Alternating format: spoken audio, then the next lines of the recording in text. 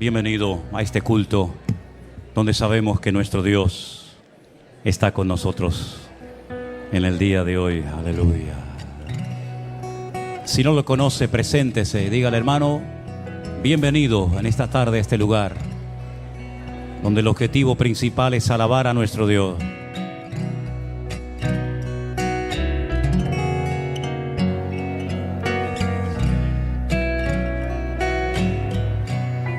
No es el momento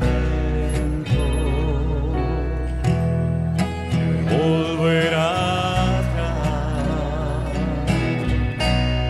No es el momento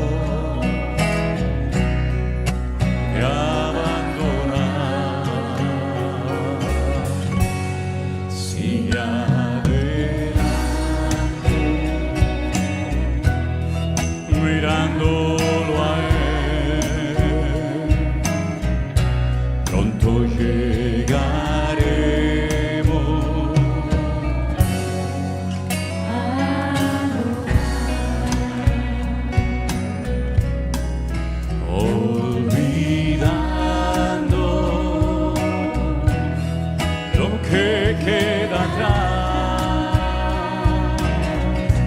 extendiéndome a lo que está delante.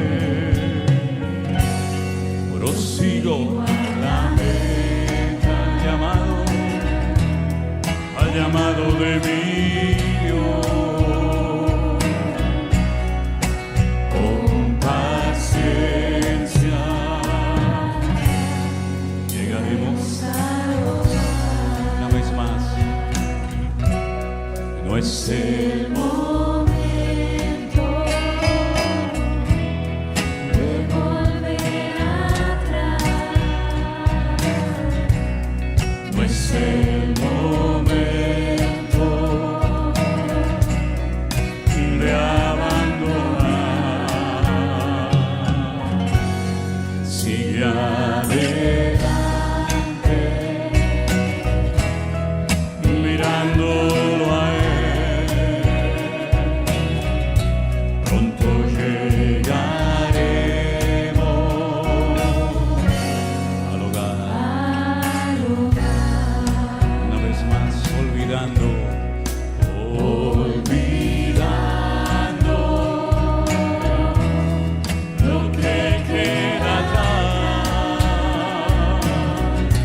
Extendiéndome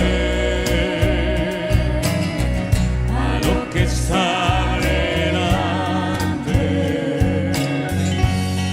prosigo a la meta, llamado de mi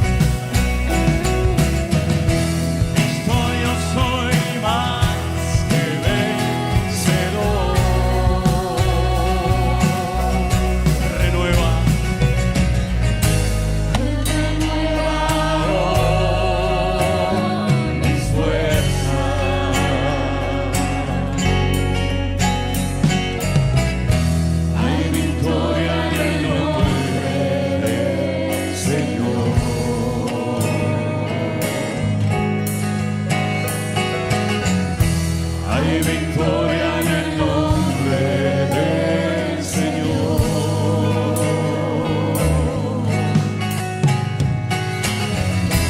Hay victoria en el nombre del Señor.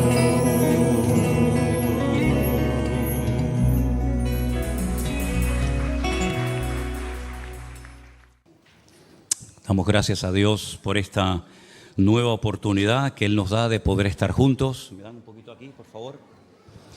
Y tenemos personas aquí de diferentes edades, ¿sí? Personas que a lo mejor tienen recuerdos de Canarias o de España completamente diferentes a lo que estamos viendo hoy en día en el mundo. Por mi parte, desde mi humilde opinión, yo nunca había tenido la sensación de ver al mundo tan mal, tan desordenado, como si esto fuera una especie de gran manicomio, un polvorín, que en cualquier momento puede salir todo por los aires como de un tiempo a esta parte. Créanme. Cuando estuvimos, por ejemplo, en el mes de diciembre del año pasado en Israel, yo no conocía a ese país y conozco a ese país como la palma de mi mano. Como dice Elena, es nuestra segunda casa. Y yo no conocía a ese país como me lo encontré en diciembre. Para mí, Israel es el país que impacta a las personas que van por primera vez, porque es un país de miles y miles de jóvenes y es uno de los países más alegres que he visto en mi vida. Y miren, he vivido en Andalucía, que tiene fama los andaluces de ser muy alegres, y lo son, pero yo nunca en mi vida he visto un país más alegre que ese país.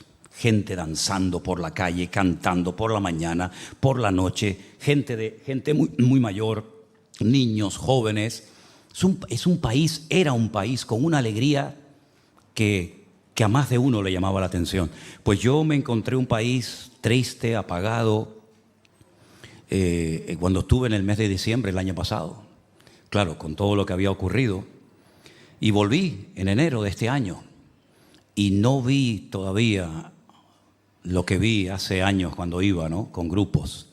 Ahora nos vamos el lunes otra vez. Mañana lunes salimos para Madrid, estaremos allí pasando la noche. Tenemos que pasar la noche porque el vuelo sale para Tel Aviv a las 8 de la mañana y tenemos que estar en este tipo de vuelos 3 horas antes. Y vamos con un grupo grande de hermanos que nos vamos a encontrar en Madrid. Ya otros están en Tel Aviv. Y cuando el grupo este se vaya, que son casi, no sé, 50 personas, pues estaremos un par de días un poco descansando y esperamos al siguiente grupo. Y vamos a estar prácticamente hasta final de mes en ese país. Pero ni en lo político, ni en lo social, ni en lo religioso, ni en nada se parece ese país al que yo conocí hace años, que me llamó tanto la atención, y a todo el mundo que hemos llevado, y hablamos ya de miles de gente que hemos llevado a Israel, siempre impacta. Yo recuerdo que mi infancia en Venezuela fue una infancia maravillosa.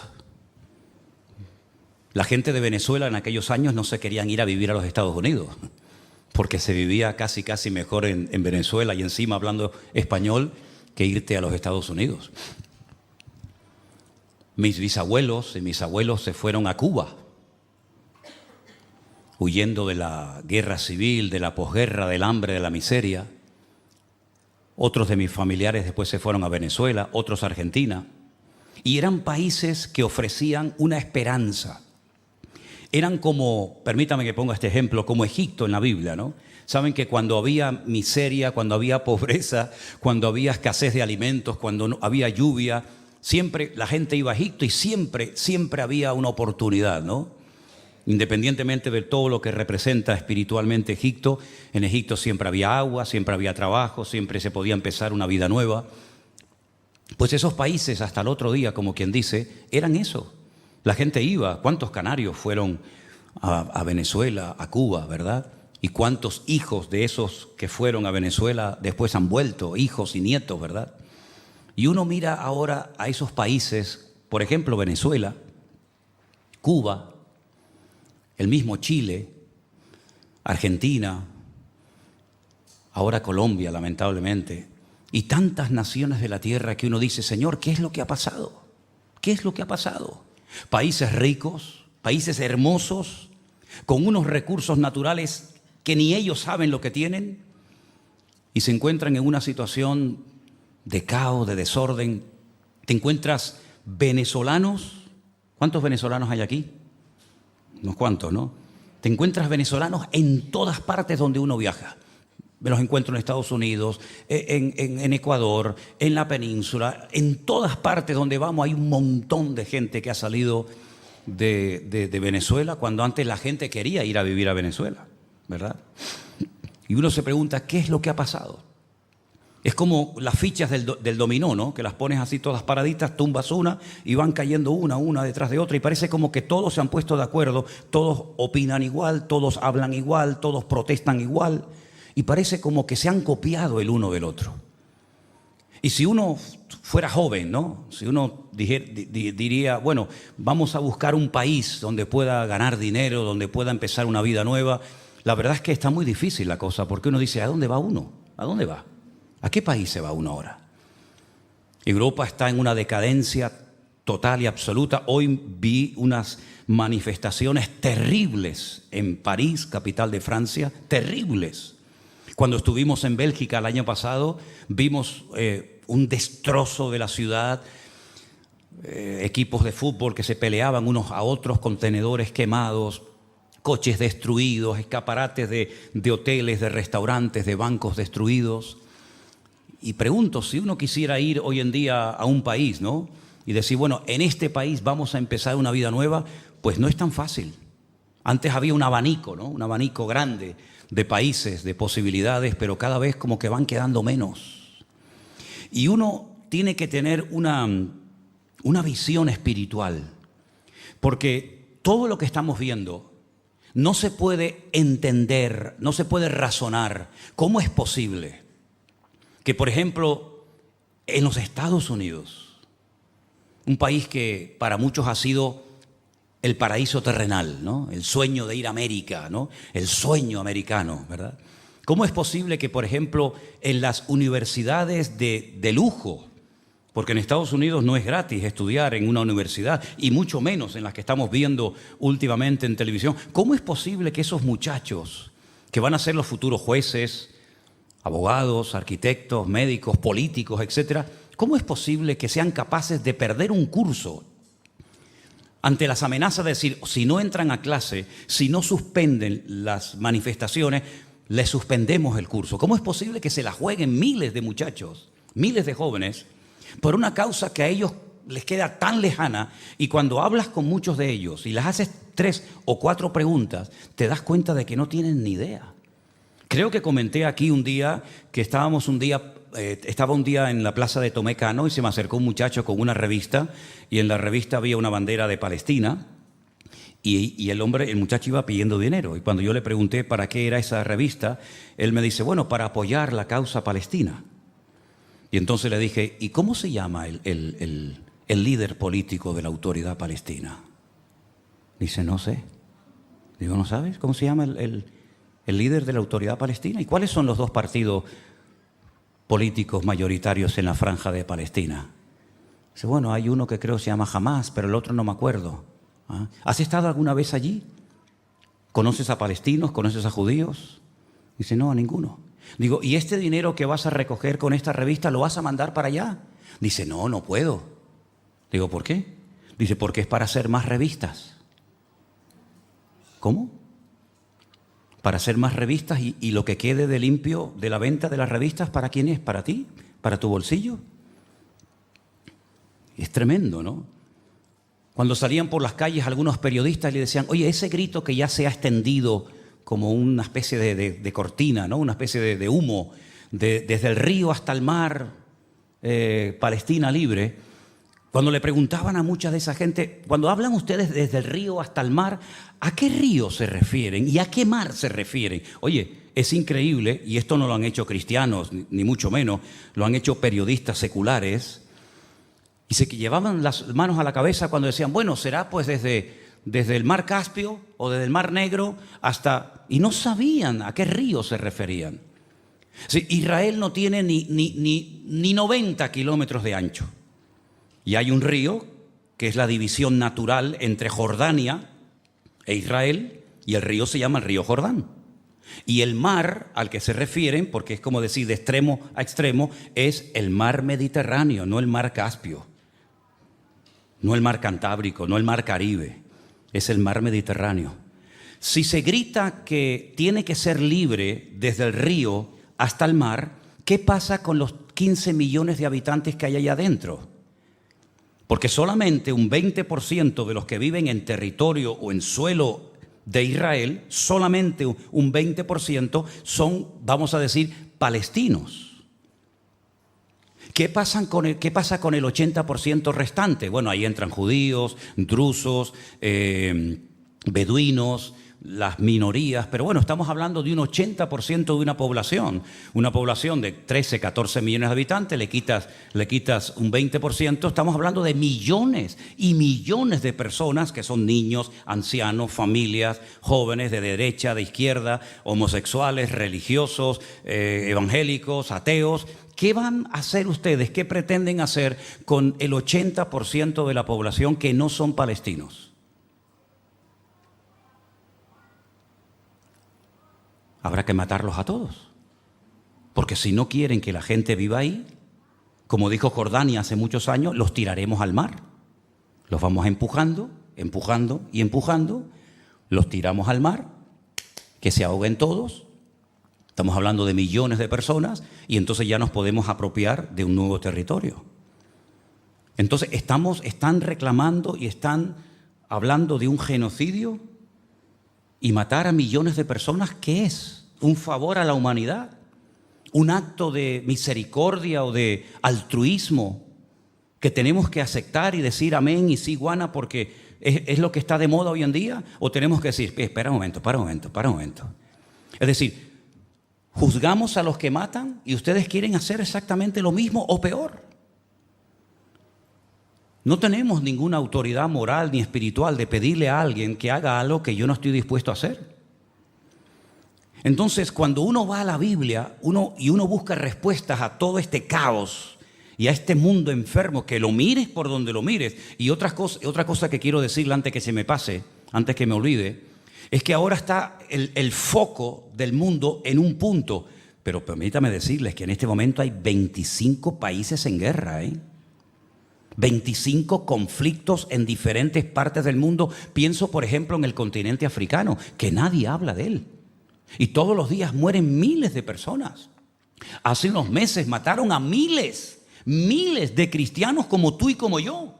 Y nadie dijo nada.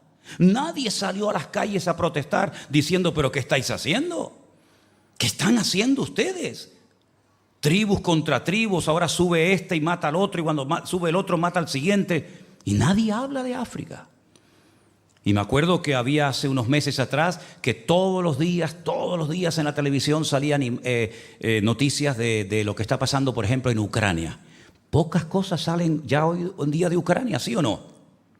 Y estamos viendo cómo está centrándose todo en un lugar y nos olvidamos de que detrás de todo esto hay una connotación y una lectura espiritual que lamentablemente pocos o nadie está haciendo. Porque claro, si invitan a un periodista, a un político, a un sociólogo, a un antropólogo, a una tertulia, pues hombre, tienen tema de conversación para hablar de lo que quieran. Pero ¿quién explica espiritualmente este trasfondo de lo que está ocurriendo? Nadie. Porque la mayoría de los que opinan, la mayoría de los que tienen una cierta influencia y son invitados a esos canales de televisión, la mayoría de ellos son ateos. Y no tienen ni idea de lo que dice Dios, ni tienen ni idea de lo que dice la Biblia, no tienen ni idea de lo que está pasando espiritualmente hablando. Y no se olviden que en esas partes del mundo, todo el mundo cree en algo. Es como en África. En África prácticamente no encuentras ateos. Y sé lo que te digo porque nosotros hemos ido a trabajar a África. Y en África todo el mundo cree en algo. O en el sol, o en la luna, en los demonios, en Dios, en los ángeles. Todo el mundo cree en algo. Y en Oriente Medio todo el mundo tiene su religión. Unos saben cuál es y los otros también. Luego, no podemos sacar el tema religioso o espiritual de todo esto, porque entonces no vamos a entender absolutamente nada. Yo estaba leyendo en estos días, y sigo leyendo el libro de Samuel, que para mí es un libro extraordinario, y en el capítulo 14 se relata una historia que espero que tengan paciencia para poder escucharla. Y la historia dice lo siguiente, 1 Samuel capítulo 14, verso 1. Aconteció un día, ahí tienen la lectura si quieren seguirla conmigo, que Jonatán, el hijo de Saúl, le dijo a su criado que le traía las armas: ven y pasemos a la guarnición de los filisteos que está de aquel lado, y no lo hizo saber a su padre. Recuerden que Jonatán no era el rey de Israel en aquel momento. Jonatán era el hijo del rey. ¿El rey cómo se llamaba? Saúl. Y Jonatán sería el heredero, el príncipe, ¿no? Saúl se hallaba al extremo de Gabaá, debajo de un granado que hay en Migrón, y la gente que estaba con él eran como 600 hombres. Y Ahías, el hijo de Ahitob, que era el hermano de Icabod, hijo de Fines, hijo de Elí, sacerdote de Dios en Shilo, llevaba el efod, y no sabía el pueblo que Jonatán se hubiese ido. Fue algo que hizo en secreto. Vamos a ver qué es lo que hace este hombre. Y entre los desfiladeros por donde Jonatán procuraba pasar a la guarnición de los filisteos, había un peñasco agudo de un lado y del otro lado. El uno se llamaba Boses y el otro Sene. Y uno de los peñascos estaba situado al norte, hacia Micmas, y el otro hacia el sur, hacia Gabaá. Es tremendamente interesante cuando estás en Israel y comienzas a leer esto y te das cuenta efectivamente que todo está exactamente igual como dice la Biblia. Este peñasco aquí, aquella montaña allá, el valle en medio. Uno tiene que hacer aquí un esfuerzo de imaginación, pero estando allí, ya te digo, es una maravilla, porque allí ves la Biblia, aquí la lees, allí la ves. Y le dijo Jonatán a su paje de armas: ven, pasemos a la guarnición de estos incircuncisos. Quizá haga algo Dios por nosotros, pues no es difícil para Dios salvar con muchos o con pocos. Qué tremenda declaración, ¿eh? Qué confianza, qué claro lo tenía. Dios puede salvar con mucha gente o con poca gente. Su paje de armas le respondió: haz lo que tienes en tu corazón, ve, pues aquí estoy contigo a tu voluntad. Qué importante es tener gente a tu lado que tenga la misma fe que tú tienes. Y qué tragedia rodearte y convivir con una persona que no tiene tu fe ni cree en tu Dios. Es una maravilla cuando te despiertas por la mañana y la mujer que está durmiendo a tu lado, sabes que cree en el mismo Dios que tú tienes y pueden orar juntos al mismo Dios y leer la misma Biblia. Y en un momento determinado decir: oye, mira lo que leí, mira lo que descubrí. O ella te lo dice a ti. O vas a la sala y hablas con una de tus hijas o de tus hijos. Pero qué triste tiene que ser levantarte por la mañana, estar un tiempito a solas en oración después de escuchar el devocional de un pastor que tiene un devocional todos los días de lunes a viernes a las 9 de la mañana, y querer ir a él o a ella a decirle: oye, ¿viste lo que dijo? ¿Viste el versículo? Y no puedes decirle nada, pues te va a decir: déjame en paz, por favor. Tu Dios y con tu iglesia, tu pastor y tu religión. Me parece que estás enamorada de ese hombre. Claro, el carnal, ¿cómo habla? ¿Cómo hablan los carnales, hermano? Como los carnales. ¿Y cómo piensa un carnal? Como piensan todos los carnales del mundo, ¿verdad? Pero qué bonito cuando le dice Jonatán: oye, ¿sabes una cosa? Allí están los filisteos, son miles y miles, están armados hasta los dientes. Pero quién sabe si el Señor nos usa a nosotros en este momento para derrotarlos.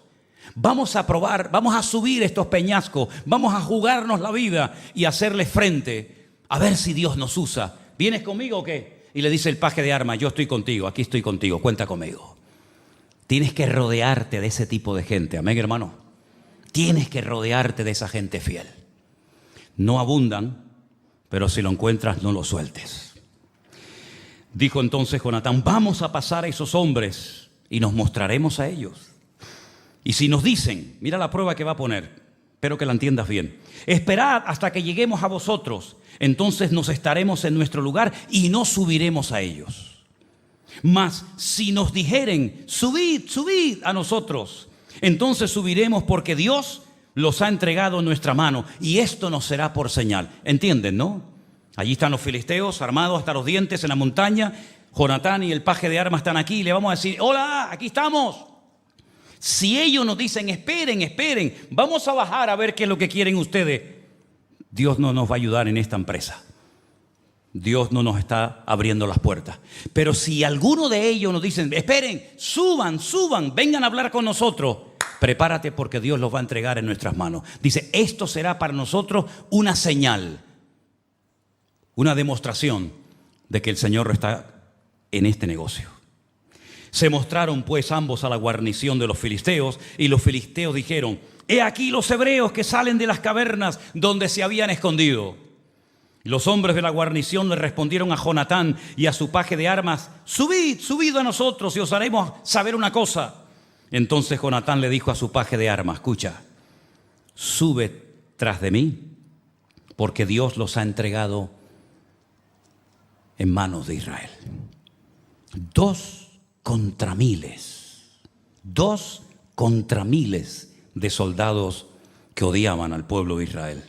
Jonatán subió trepando con sus manos y con sus pies y tras él su paje de armas. Y los que caían delante de Jonatán, su paje de armas que iba tras de él los remataba. ¿Qué te parece? Aprender a trabajar en equipo, aunque seamos pocos, pero unidos en un mismo sentir, ¿verdad? Y trabajando unidos. Lo que se me escape a mí, termínalo tú. Y fue esta primera matanza que hicieron Jonatán y su paje de armas como 20 hombres en el espacio de una media yeguada de tierra. ¿Y saben lo que pasó? Que hubo pánico en el campamento y por el campo, y entre toda la gente de la guarnición, los que habían ido a merodear, también ellos tuvieron pánico y la tierra tembló, pues hubo gran consternación. Dios comenzó a obrar de tal manera que dice la Biblia, si lo siguen leyendo, que empezaron a pelear los unos contra los otros. Ellos hicieron una parte. Ellos abrieron brecha en el mundo espiritual, pero el resto lo hizo el Señor. Comenzaron los filisteos a correr con pánico, muertos de miedo, a hacerse daño, a herirse, a matarse unos a otros. Porque en eso que estaban haciendo ellos, estaba Dios acompañándolos.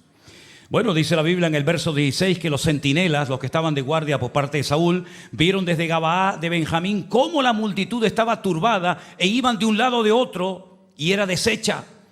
Entonces Saúl le dijo al pueblo, pasad revista, ved quién se haya ido de los nuestros. Pasaron revista y aquí que faltaba Jonatán y su paje de armas. Viendo los resultados en el campo del enemigo, Saúl dijo, bueno, venga, vamos a aprovechar, pasemos revista y vamos a atacar a estos hombres. Bueno, unos son los que van delante, otros después se suman al carro de los que van delante. Sea como sea, Saúl quiso sacar tajada de todo esto. Saúl dijo, bueno, parece que hay una consternación, que hay un desorden, que hay un caos en el campamento de los filisteos, de los enemigos. Vamos y vamos a aprovechar, como dice el refrán, a río revuelto, ganancia de pescadores. Y resulta que van ellos también al ataque, pero este hombre que nunca fue un hombre espiritual, repito, nunca Saúl fue un hombre espiritual, un hombre consagrado, un hombre sincero, obediente a Dios, nunca lo fue, aunque era el rey de Israel y tuvo muchas oportunidades para convertirse poco a poco en un hombre de Dios, las desaprovechó todas y resulta que no se le ocurre otra cosa que decir lo siguiente. Mira lo que dice en el verso 24. Los hombres de Israel fueron puestos en apuro en aquel día, porque Saúl había hecho un juramento al pueblo diciendo, fíjate lo que se le ocurrió a este hombre, cualquiera que coma pan antes de caer la noche, antes que haya tomado venganza de mis enemigos, sea maldito. Y todo el pueblo no había probado pan. Claro, tú vas a la guerra, estás horas y horas y horas peleando sin comer, sin reponer fuerza, sin poder beber agua, porque no se le ocurre otra cosa que decir, bueno, el que coma o beba algo antes de que yo haya tomado venganza de mis enemigos, antes de que llegue la caída del sol, sea maldito. La gente cogió miedo y la gente lo comenzó a pasar mal. Pero Jonatán, que no estaba cuando su padre dio esa palabra totalmente fuera de orden, que no venía a cuento para nada, resulta que él entra en un bosque. Y dice la Biblia que era tanta la cantidad, tanta la abundancia de miel que había en aquel bosque, que con su bordón, con su vara, dice que con la punta, tocó así y se llevó la miel a la boca. Lo leemos en el verso 27. Jonatán no había oído cuando su padre había juramentado al pueblo y alargó la punta de una vara que traía en su mano, la mojó en un panal de miel y llevó su mano a la boca y fueron aclarados sus ojos. Entonces uno del pueblo le dijo: tu padre ha hecho jurar solemnemente al pueblo diciendo: maldito sea el hombre que tome hoy alimento. ¿Y qué dice? Y el pueblo desfallecía. Un tirano, un carnal, amargándole la vida a la gente. Jonatán y su paje de armas, que ni siquiera la Biblia dice cómo se llamaba, creyendo en el Señor, se la jugaron. Estuvieron dispuestos a perder la vida con tal de que el Señor en un momento determinado los usara y los sorprendiera. Y así fue. Dos personas se enfrentan contra todo un ejército y lo ponen patas arriba al enemigo. Y ahora resulta que este hombre, sabiendo que el Señor está obrando, hace un juramento totalmente fuera de lugar y compromete la vida física de su pueblo. Y dice que el pueblo desfallecía, el pueblo se moría de hambre. Cuando le dan esta noticia a su hijo, a Jonatán, él dice una palabra tremenda. Jonatán respondió, dijo: mi padre ha perturbado el país. El problema de que el país esté tan mal la tiene mi padre. Mi padre ha sido un juguete roto. Mi padre, que no es una persona espiritual, ahora va de espiritual, diciéndole a la gente que no se les ocurra comer pan ni beber agua hasta que el Señor haya puesto a sus enemigos, digamos, en la planta de sus pies y hayan sido derrotados. Y ahora va de espiritual a un carnal. De un carnal no puedes esperar nada bueno. De una persona que no ama, que no respeta a Dios, que no cree ni siquiera en el Dios que tú crees, ¿qué vas a esperar? No pierdas el tiempo con una persona que parece, pero no, a la hora de la verdad, nada de nada. No pierdas el tiempo en una batalla perdida que puedes terminar robándote el alma y perdiendo lo poquito o lo mucho que puedes tener del Señor. No pierdas el tiempo con gente como Saúl. Saúl era una persona que estaba mal, y el que está mal, ¿qué es lo que transmite? Su maldad, su desorden, su pecado, su desobediencia. Repito, Saúl nunca fue un hombre espiritual, nunca. Ahora, si tú buscas un hombre o una mujer, allá afuera hay millones. Pero si buscas a un hombre espiritual o a una mujer espiritual, para el carro, porque te va a llevar un tiempo encontrarlo, si es que lo encuentras. ¿Y de Saúl qué se podía esperar, hermanos? Si Saúl era desobediente, si Saúl iba a su aire, si Saúl nunca buscó de Dios, Saúl era todo fachada. Dice que en Israel no había otro hombre más alto que Saúl. ¿Y qué? Y todo lo que tenía de grande por dentro lo tenía de enano por dentro. Y toda la apariencia de Saúl no valía absolutamente para nada, porque a la hora de la verdad nunca fue capaz de tomar pasos de fe, porque no era un hombre de fe. Y como dice Romanos 8, los hombres o las personas carnales se comportan como carnales y piensan en las cosas de la carne, más los que son del Espíritu piensan en las cosas del Espíritu. Y ahora este juramento lo que está trayendo es una ruina al país, y su hijo lo dice. Su hijo no es diplomático diciendo, bueno, pobrecito mi padre, hay que entenderlo, ya es mayor, en fin, hay que tener paciencia. No hay que tener paciencia. Mi padre ha perturbado al país. El versículo dice, Aharabi eta haaretz. Y hay una palabra, esa palabra, ahar, se puede traducir de diferentes maneras. Saben que en la Biblia hay palabras que significan una cosa y ya está, pero hay palabras que son como palabras que nos permiten traducirlas de diferentes maneras. Claro, lógicamente en tu Biblia no vas a tener todas las traducciones, tendrás una. Pero esa palabra ajar se puede traducir por arruinar, por destruir, trastornar el orden, causar problemas e intranquilidad en la gente. Y todo eso, si ustedes observan el reinado de Saúl, que duró 40 años, eso fue lo que este hombre produjo en el país. Ruina, destrucción, trastornos, problemas, intranquilidad, gente endeudada, gente amargada, gente triste, gente sin ánimo de nada, sin ganas de vivir.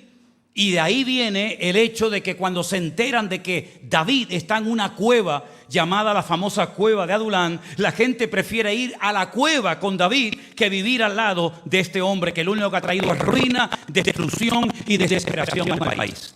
Un hombre destruyó un país entero. ¿Es acaso algo que ocurría en el pasado? Ocurre también hoy en día. ¿No hay hombres que han destrozado países enteros? Después a lo mejor se escapan, se van con todo el dinero que han robado y aquí no ha pasado nada, y los que se queden que paguen los platos rotos, ¿no? O se muere y viene otro tal vez igual o peor que el que se fue. Ha trastornado el país. Qué tremendo, ¿no?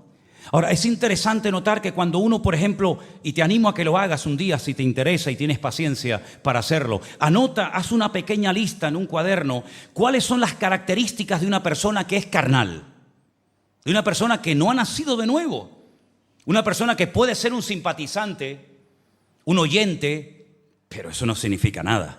El diablo también ha oído la Biblia y no se ha convertido. Y los demonios, dice la Biblia, que creen y por lo menos tiemblan. Y anota en una lista cuáles son las características de un hijo de Dios. Y te vas a dar cuenta que hay un abismo, no hay punto de comparación entre un carnal, entre un impío, un pecador y una persona que le ha entregado su vida al Señor. Por ejemplo, la Biblia dice, por sus frutos los conoceréis, ¿sí o no? Y no son palabras mías.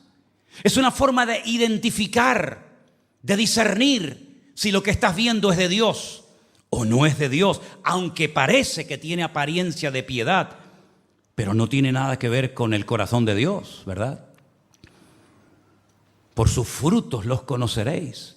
¿Cuál es el fruto que tiene que dar un creyente? Uno que dice que es creyente. Bueno, ahí está en la Biblia. Gálatas 5, 22 y 23. Amor, gozo, paz, paciencia, benignidad, fe, mansedumbre, templanza. Ahí están los frutos.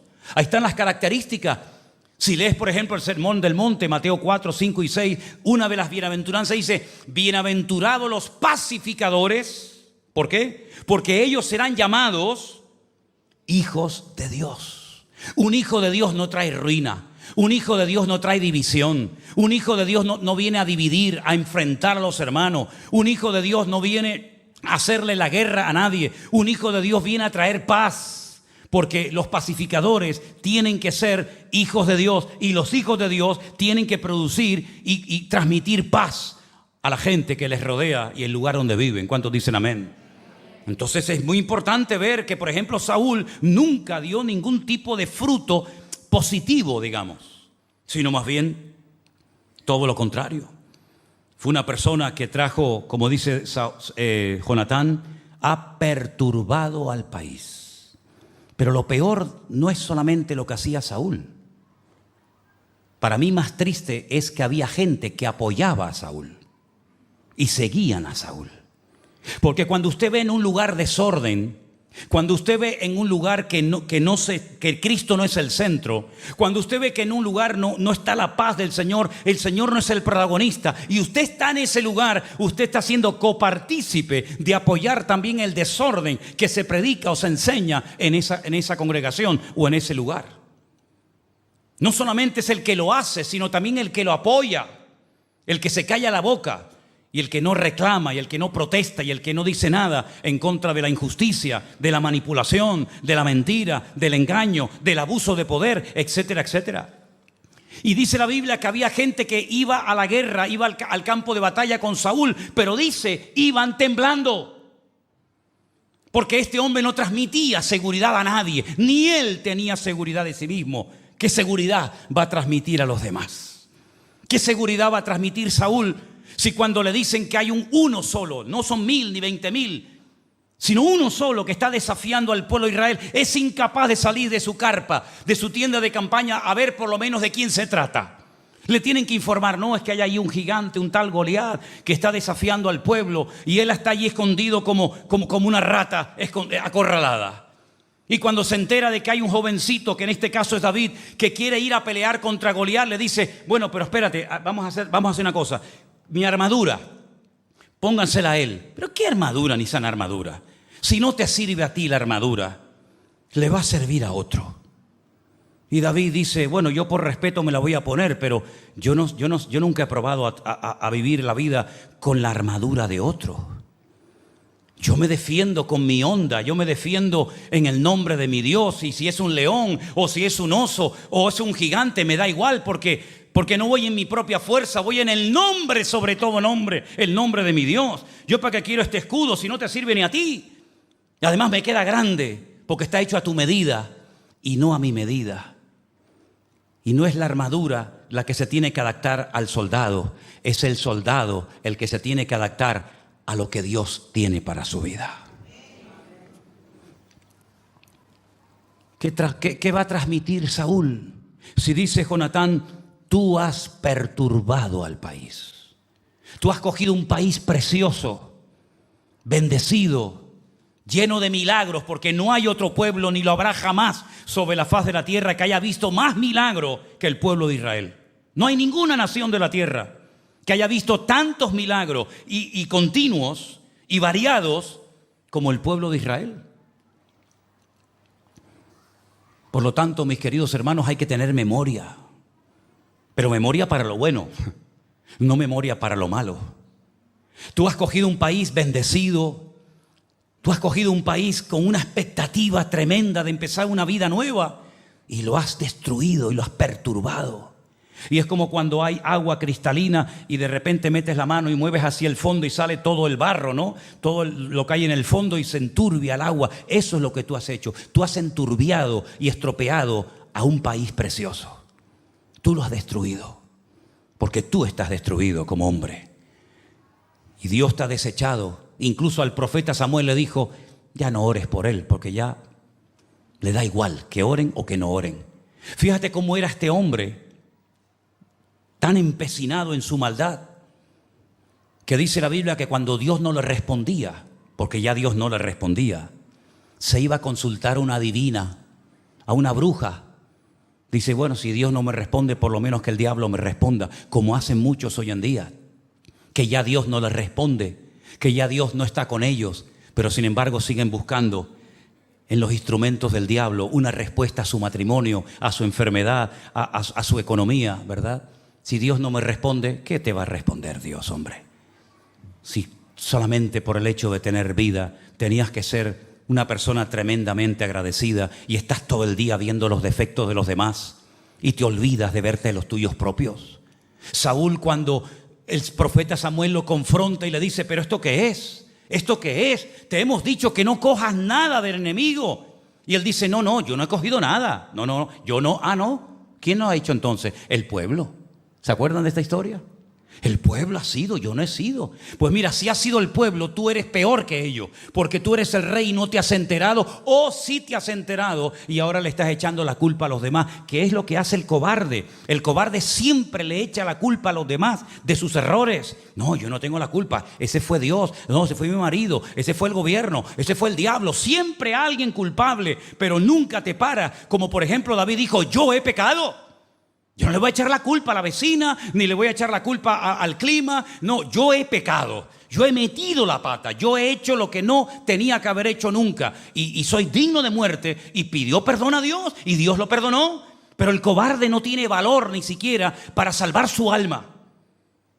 Y todo lo que estamos viendo en el mundo es un reflejo de lo que está ocurriendo en el mundo espiritual. El mundo espiritual siempre, pero ahora, en los últimos tiempos, más que nunca, está teniendo una influencia sobre el mundo tremenda. Porque no es normal lo que está pasando, hermano. ¿O ustedes lo ven normal? No es normal que a donde vayas, a donde mires, que no te dan ganas ni de ver las noticias de televisión. Todos son muertos y secuestros y esto y lo otro y guerra por aquí y guerra por allá. Y esto no ha hecho más que empezar. Porque el Señor Jesucristo dice: oiréis de guerras y de rumores de guerras, y por haberse multiplicado la maldad, el amor de muchos se enfriará. ¿Pero de quién se va a enfriar? ¿De los de la calle? Pues ya están congelados. Los de la calle no son cristianos, ya no están ni siquiera en el libro de la vida. ¿De quién se va? ¿De a quién se refiere el Señor cuando dice que el amor de muchos se enfriará? De aquellos que un día tuvieron sus corazones ardiendo para el Señor, pero se enredaron en este mundo, se dejaron envenenar y arrastrar por la corriente de este mundo y se apartaron del Señor y se han convertido en religiosos que cumplen con una serie de ceremonias y de rituales, como Saúl lo hacía. Saúl, cuando por fin ya el pueblo puede comer y se da cuenta de que la gente está tan hambrienta, tan desesperada, que empiezan a matar animales, y ellos no podían comer animales con sangre, pero tenían tanto hambre que dice que se comían la carne y la sangre, y le dicen a Saúl: oye, el pueblo está pecando. ¿Cómo que está pecando? Sí, porque tienen tanta hambre que ni siquiera tienen tiempo para escurrir al animal, sacarle la sangre y luego comerlo. Y entonces dice: bueno, traigan una piedra grande, traigan una piedra enorme y que sacrifiquen los animales encima. Y ahora vas de espiritual. Ahora vas de espiritual, ahora que has hecho pecar al pueblo, ahora que has traído perturbación al pueblo, ahora que has arruinado a toda la nación, ahora te la das de espiritual, que hagamos sacrificios al Señor. Tremendo, ¿verdad? Y la gente está tan ciega que como se te ocurra decir algo que vaya en contra de la norma, te matan. Desde la Segunda Guerra Mundial no se había vuelto a ver en el mundo que se le prohibiera, por ejemplo, por el gran delito, por el terrible crimen de ser de nacionalidad judía o israelita, que se le prohibiera a un maestro de universidad entrar a dar las clases a sus alumnos. Eso no se había visto nunca desde los años 40. Eso yo nunca lo había visto desde que tengo uso de razón. Pero lo hemos vuelto otra vez a ver ahora. Y ahora están proponiendo en grandes universidades de una élite que son carísimas estudiar en esas universidades. Eso es para ricos. Están diciendo de aquí para allá, en todo caso, sean clases para esta gentuza, y de aquí para acá para nosotros que somos los buenos. Y eso ya pasó en España en la época de Franco, cuando se les amenazaba a los cristianos evangélicos que cuando morían no se les iba a dar santa sepultura en los cementerios.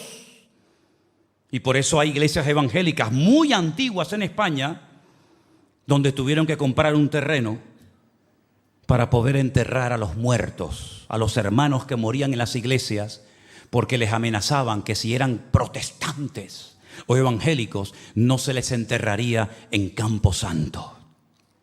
Y estamos volviendo para atrás. Ahora que hay más tecnología que nunca, ahora que hay más información que nunca, ahora que supuestamente cuando mejor teníamos que vivir, porque lo tenemos todo, tenemos cosas que jamás muchas generaciones soñaron ni siquiera que existirían. Y nosotros que tenemos el mundo en la mano y que nuestro teléfono, nuestro móvil, nuestro celular tiene más tecnología que muchos cohetes que subieron a la luna hace 40 o 50 años. Ahora que podemos ser los más felices del mundo, el hombre está más vacío y más hueco que nunca. Porque ha perdido el factor espiritual. Porque le ha dado las espaldas a Dios. Y creyéndose ser sabios, se hacen necios e ignorantes. Y estamos viendo en el mundo cómo hay personas que son capaces de hacer locuras creyendo que defienden una causa justa. Y yo no estoy justificando a nadie, ni estoy haciendo publicidad ni de unos ni de otros. Así de claro. Simplemente digo, utilicemos un poco el sentido común. Si no quieres emplear la fe porque no la tienes, bueno, pues si no la tienes, no la tienes. Pero por lo menos empleemos el sentido común. Es normal pedir que se maten a 15 millones de personas para apropiarse de un territorio cuando cualquier país árabe tiene miles y miles y millones de metros cuadrados. Es normal que la gente se levante como si fueran animales salvajes contra una mujer que paseando el otro día por las calles de Madrid se le insulte, y si no llega a intervenir la policía la matan y la violan allí mismo simplemente por el gran delito de ser judía. como si nosotros pudiéramos elegir el lugar de nuestro nacimiento. ¿Tú elegiste nacer aquí? ¿Tú escogiste este país, esta isla, esta ciudad? ¿Tú elegiste a tus padres? ¿El apellido que llevas tú lo elegiste? ¿Tuviste la opción de elegir, no, este papá no me gusta aquel? No, esta mamá no, me gusta más aquella. ¿Pudiste escoger a tu padre y a tu madre? Son detalles que se nos escapan de las manos, como no solamente ese, sino también dónde vamos a morir. ¿Puedes elegir el sitio donde quieres morir? ¿Puedes elegir la enfermedad o la forma como vas a morir? No lo puedes elegir. Es que yo no soy cristiano, es que da igual, yo soy cristiano y no puedo elegir ni el día, ni la hora, ni el lugar, ni la forma como voy a morir. Son cosas que se escapan de nuestro control. Y una persona que ha nacido en Afganistán, o en Marruecos, o en Estados Unidos, o en La Palma, en La Gomera, o en Jerusalén, en Israel, ¿qué culpa tiene una persona de tener una documentación diferente a la nuestra? No, hay que ir a por él, porque es diferente a nosotros. Pero es que esto ya me suena. Esto me suena a mí a lo que pasó en territorio europeo hace 70 años atrás. Es lo mismo. Porque la Biblia dice, ¿qué es lo que será? Lo mismo que fue. Y así como Saúl trajo turbación, ruina, descomposición moral y espiritual a Israel, estamos viendo que nuestro país, nuestro mundo, está entrando en una crisis total de valores, de principios, de moral y de todo. Pero no nos tenemos que sorprender por nada de esto, queridos hermanos.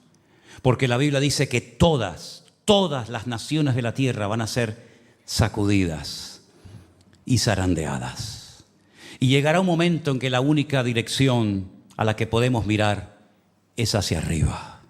La Biblia dice, si habéis resucitado con Cristo, poned la mira en las cosas de arriba, no en las de la tierra. Y quiero recordarles que esta turbación que vino a consecuencia de la mala cabeza y de la mala influencia de Saúl, la vamos a experimentar nosotros, si no es que ya la estamos experimentando en carne propia. Y recordar lo que dijo el Señor. ¿Saben cómo van a ser los últimos tiempos? Hombre, y hay que ser torpe, hay que ser ciego. Es que no hay que ser ni cristiano para entender lo que voy a decir ahora. Si no entiendes que este mundo está enfermo y en coma y que estamos en los últimos tiempos, querido, es que no entiendes nada. Cualquier persona sabe que este mundo no puede seguir más tiempo así. Todo el mundo sabe perfectamente que esto no aguanta más, que esto va a explotar por algún lado en cualquier momento. La economía no da más, la maquinita no da más. Esto va a explotar en cualquier momento por Europa o por Asia o por Israel o por Europa. Por cualquier lugar va a explotar en cualquier momento. Y todo el mundo sabe, o deberíamos de saber, lo que el Señor dijo de nuestros tiempos, que serían como los días de Noé. ¿Le suena a usted el personaje de Noé? ¿Sabe algo usted de Noé? Generalmente lo que sabemos de Noé es que era un señor que se dedicó a construir un barco para que cuando lloviera mucho se metiera en él y no se muriera. Y punto, ya algunos ya no saben más. Pero yo te voy a decir un poquito más detalles. Noé fue un hombre que no se dejó contaminar por la sociedad depravada y perversa en la que él vivió. Porque la Biblia dice que Dios, lo dice metafóricamente, ¿no?, que Dios miró hacia la tierra y vio que toda la humanidad estaba en una descomposición espiritual sin precedentes. La gente eran peor que animales, y yo creo que hemos llegado a un punto que los seres humanos se comportan peor que animales. Yo hasta el otro día tenía un perro que lo echo muchísimo de menos, ojalá no lo hubiera tenido que sacrificar. Y les puedo asegurar que me fiaba más de mi perro que de mucha gente, incluso de algunos que se llaman cristianos. Porque sé que él nunca me iba a traicionar y era lo más fiel que me podía imaginar en esta vida que pudiera dar la fidelidad a un animal. Y estamos viendo cómo el ser humano se comporta peor que un animal. Que padres que adoptan hijos son capaces a los pocos años de acabar con sus vidas. Y eso lo hemos visto aquí, en España. Y no será la primera o la última vez que ponemos la televisión y vemos que aparece una criatura hasta con el cordón umbilical dentro del cubo de basura enrollado en una bolsa plástica. Eso no lo hace ni la peor bestia de la tierra, hombre. Eso no lo hace ningún animal. Nosotros los seres humanos sí hemos sido capaces de hacer eso y peor todavía. Y las barbaridades que se hicieron en los kibutzim el día 7 de octubre en Israel. Hermanos queridos, ustedes no han visto ni la misa de la mitad. Cosas que no se pueden decir aquí porque automáticamente pues nos censurarían. porque son palabras muy fuertes, imágenes terribles, de cosas que se hicieron en nombre de la religión o no sé de qué Dios. Hermanos queridos, Noé fue un hombre que no se dejó marcar por la sociedad de su época, sino al contrario, él se mantuvo fiel como Daniel, como José, como David y tantos hombres. Y no solamente no se dejó manipular, sino que además predicaba y decía: viene un diluvio, que esto se va al garete, que vamos a ser destruidos, que viene una desgracia a nivel universal, prepárense. Nada, la gente pasaba de todo. Mateo capítulo 24 dice que minutos antes del diluvio, escuchen esto, hermano, minutos antes del diluvio, la gente estaba comiendo como si nada, y bebiendo y casándose. Oye, cuando tú te casas con una persona es porque tienes un plan de futuro, quieres establecer una familia, crear un hogar. La gente minutos antes del diluvio estaban como si nada fuera a ocurrir. Y Noé sabía que al planeta Tierra le quedaban minutos de vida. Minutos de vida. Y el Señor Jesucristo dice: así va a ser la época de ustedes. Así va a ser España y las Islas Canarias dentro de unos años. Así va a ser Europa. Vayan por el mundo entero y se van a dar cuenta que la gente, ¿qué es lo que quiere? Ganar dinero, vivir bien, viva la pepa. Dios, ahí está Dios, ya ni siquiera dónde lo dejaron. Igual que la sociedad de Noé. Gente pervertida, gente infiel, gente traicionera. Y quiero en esta noche terminar, porque no quiero aburrirles, pero yo quiero leerles lo que dice la Biblia de cómo va a ser Canarias, cómo va a ser España, cómo va a ser el mundo en los últimos tiempos. Póngase de pie conmigo, por favor.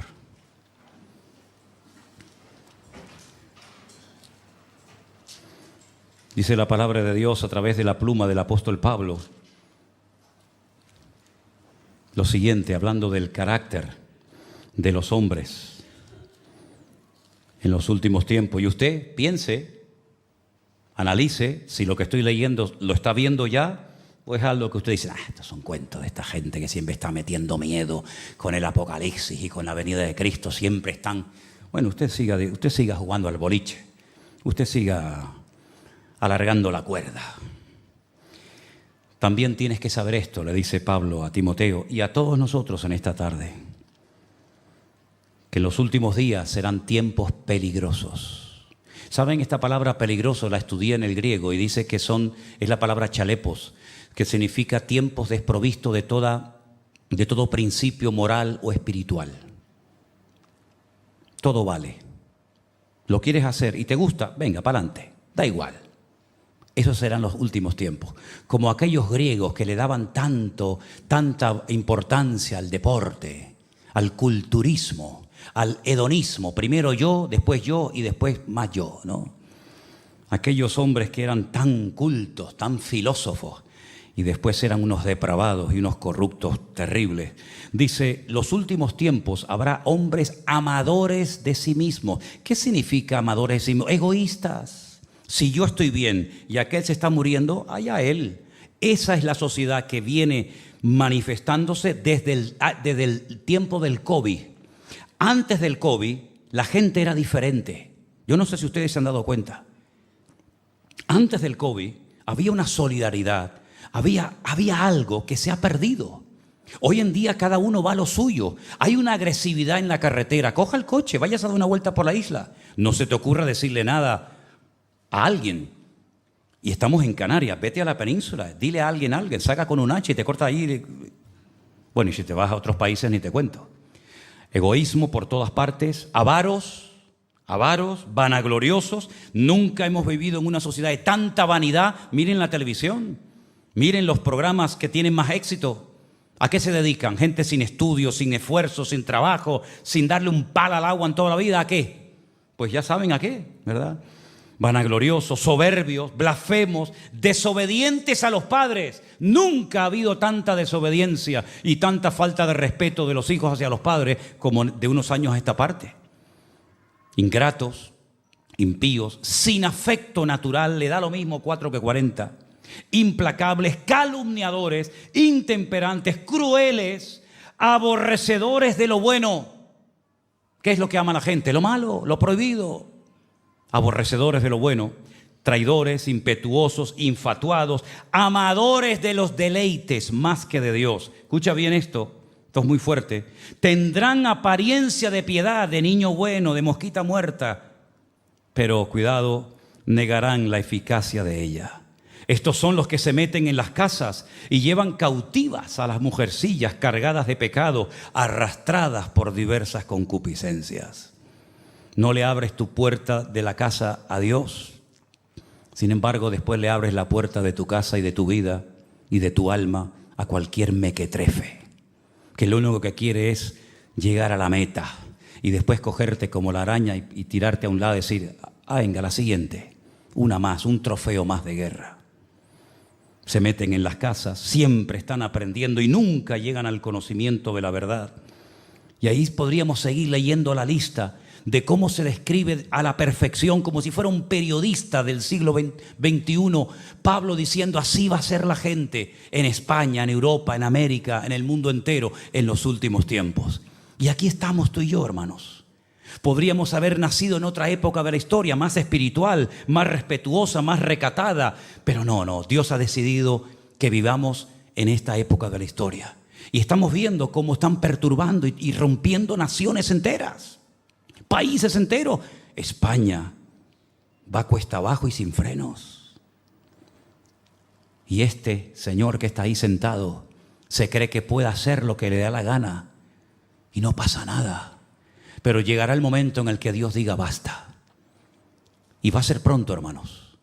Y tenemos que estar preparados como hijos de Dios para no dejarnos manipular por nada ni por nadie. Si nos llaman locos, si nos llaman fanáticos. Hace poco le dije a una persona, cuando vengas a hablar conmigo, no me vengas con ese escote que te llega a la rodilla. A mí se me respeta y este lugar se respeta. ¡Oh! Se fue ofendida, muy ofendida porque el pastor no tiene amor. Y le dijo, no. ¿Saben, hermanos queridos? Nosotros como cristianos tenemos que tener criterio propio y personalidad. Si alguien no quiere cambiar, no cambies, hijo, pero no me vengas a cambiar a mí, porque yo sé en quién he creído y yo sé lo que Dios ha hecho en mi vida y Dios no me tiene que demostrar nada, porque con lo que ha hecho Dios en mi vida me sobra, porque la vida a quien se la debo es a Dios y no a ti. Cierra tus ojos ahí donde estás y en esta tarde piensa en esto. Piensa en esto, ¿eh? ¿Qué vas a hacer a partir de hoy con tu vida? ¿Qué vas a hacer con la palabra que has oído en esta tarde? Bueno, un sermoncito más del pastor aquí y tal. Bueno, está bien. Ojalá me hubieran hablado a mí así hace años. No hubiera sido el golfo que fui, ni hubiera perdido el tiempo que perdí. Pero doy gracias a Dios que Dios tuvo misericordia de mi vida, como la está teniendo de todos y cada uno de nosotros. Y espero que los jóvenes de esta iglesia sean jóvenes con criterio y con personalidad. Cuidado con los muchachos que vienen a seducirles con palabras bonitas y con promesas hermosas y luego pidiéndote que hagas lo que ellos jamás van a hacer. Valórate, hazte respetar, ponte en tu sitio. Y no pierdas el tiempo, porque yo le digo a la gente, más vale estar solo o sola que mal acompañado. Señor, te pedimos que en esta tarde tu palabra nos haya hablado y nos haya penetrado el alma y nos haya sacudido nuestras conciencias y hayamos despertado a la cruda realidad de que los tiempos finales serán tiempos duros, difíciles, peligrosos, desprovistos de toda moral y de principio bíblico. Pero Señor, te pedimos que nuestra fe no sea contaminada ni envenenada por este mundo, sino que nos mantengamos firmes en la obra del Señor, creciendo siempre, avanzando, seguimos adelante en tu nombre, Señor. Guárdanos de todo peligro, guárdanos de todo mal, Señor. No queremos perder el tiempo, queremos honrarte y servirte a ti, Señor. Y pedimos que todas las personas que vengan a esta congregación vengan para verte a ti y a escuchar tu palabra, Señor. Y si no es así, pues que Dios los bendiga. Pero estamos en este lugar no para endulzar los oídos de la gente, no para agradar los corazones de nadie. Estamos en este lugar para predicar lo que tal vez nadie se atreve a predicar y a decir lo que nadie se atreve a decir. Ayúdanos a ser valientes en este tiempo de tanta ambigüedad, de tanta hipocresía, de tanta falsedad, de tanta falsa espiritualidad, de tanta apariencia de piedad. Ayúdanos, Señor, a ser luz y sal en esta ciudad, Padre. Guarda a nuestros hijos, guarda a nuestros nietos, guarda a los jóvenes, a nuestras esposas, los maridos, los que estudian, los que trabajan. Guárdanos a todos, Señor, en esta hora. Y danos victoria tras victoria y triunfo tras triunfo en el nombre bendito de Jesús. ¿Cuántos dicen amén?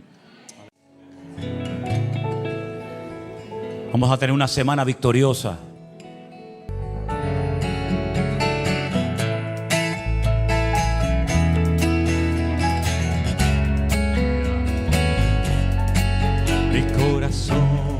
Se regocija en Dios, mi Salvador, mi refugio es Dios de Israel. Me dio lo que le pedí, respondió a mi oración y este pobre clamor. una vez más, mi corazón se regocija en Dios, mi Salvador, mi refugio es El Dios de Israel. Él me dio lo que le pedí, Él me dio lo que le pedí, respondió a mi oración este pobre clamor.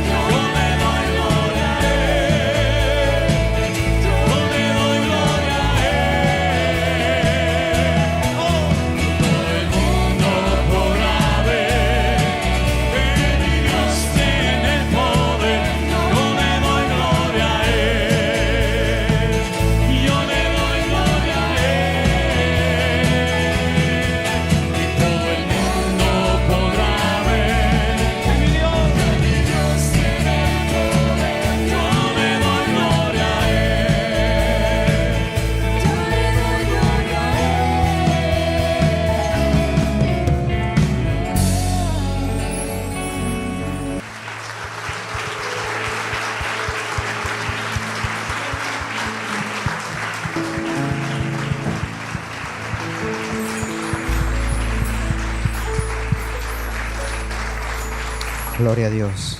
¿Estás contento? ¿Sabes que batir las palmas es una forma de adorar a Dios también? De exaltar al Señor. Hoy quiero comenzar leyendo un texto. Me vino ahora mientras estaba allí, quiero compartírselo. Y es precioso, porque esta palabra es para ti y es para mí. Se encuentra en Romanos, capítulo 8, versículo 31. ¿Qué pues diremos a esto? Si Dios es por nosotros, ¿quién contra nosotros?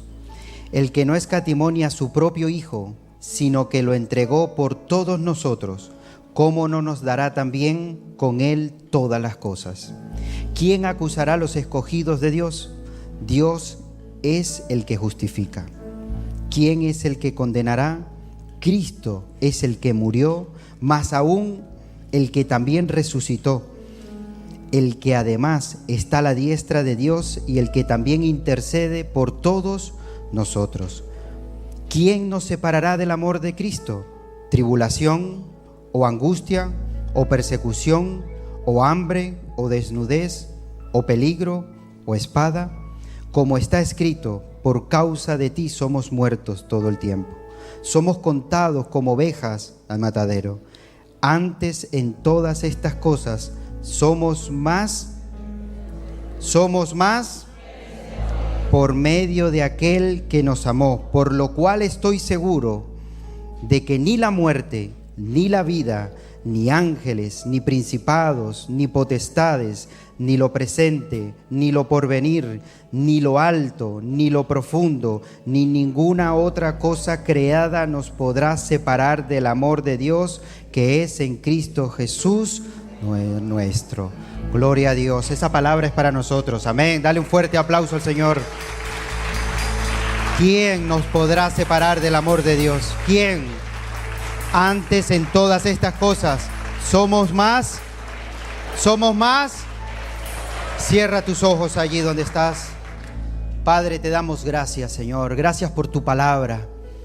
Gracias porque tu palabra nos enseña, Señor, que no habrá nada ni nadie que nos pueda separar del amor tuyo, Señor.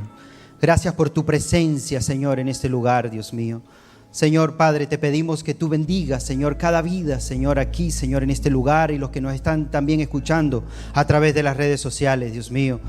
Padre, te doy gracias por tu presencia, porque tu palabra dice que donde hay 2 o 3 reunidos en tu nombre, allí tú estás, Señor.